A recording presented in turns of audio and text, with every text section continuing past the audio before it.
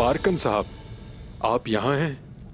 सेल्वी खातून भी यहाँ हैं, तो फिर उमर साहब की बेटी मलहून खातून क्यों नहीं है?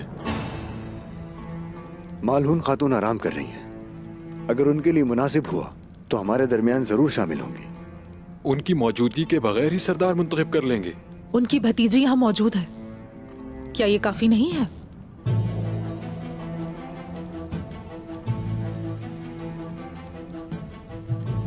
अभी दोनों कबीलों के लिए खुद को जिम्मेदारी के लिए चुना है। जहां तक मुझे लगता है कि कोई भी सरदार बनने के लिए खड़ा नहीं है। इस वजह से हम लोग यहां पर सिर्फ इसी फैसले के लिए जमा हैं। आपका ऐसा सोचना गलत है।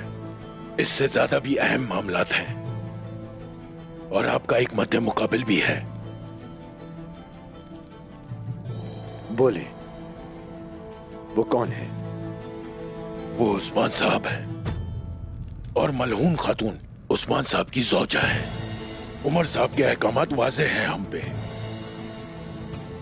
इसलिए बारकन साहब केजल कबीले के सरदार के तौर पर हम हमेशा उस्मान साहब के ताबे रहेंगे।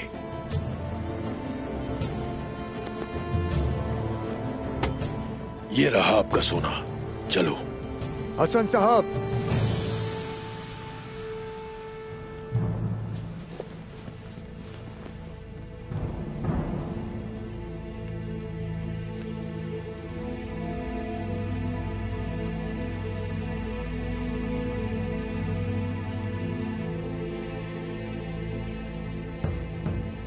क्या आप मुझसे डरते हैं? मैं नहीं डरता बारकन साहब। ठीक है, ठीक है, लेकिन तुम उस्मान साहब से डरते हो। तुम उसके खिलाफ होने से डरते हो। अपने कबीले की भलाई का ख्याल रखने वाला दूसरे कबीले के ताबे कैसे हो सकता है? मैं कबीले की भलाई के लिए अपने घोड़ों पर सवार होकर सरहदों तक पहुंचा। मैं रास्ते में लड़ाइयों में शामिल हुआ। मेरे सिपाही शहीद हुए। हसन साहब, मैंने वो सिक्के इसलिए नहीं दिए कि आप उन्हें रद्द कर दें। वो सिक्के मैंने तुम्हारे कबीले के गरीब लोगों को दे दिए हैं। सिक्कों का मुस्तरद करना जाहिर करता है कि आप लोगों के बारे में नहीं सोचते। अब मैं आपसे पूछता हूं कि सरदारान,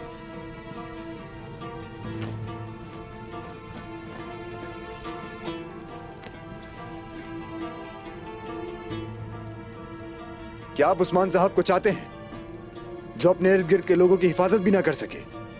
आपके सरदार होने के तौर पर और कबीले की सलामती के लिए मैं खुद को इस जिम्मेदारी के लिए पेश करता हूं।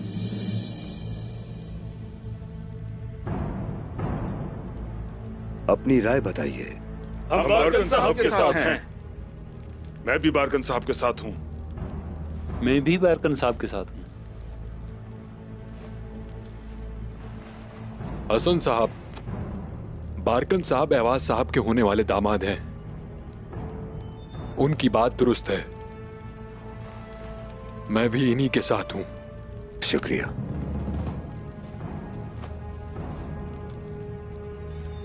मैं भी बारकन साहब के हक में हूं।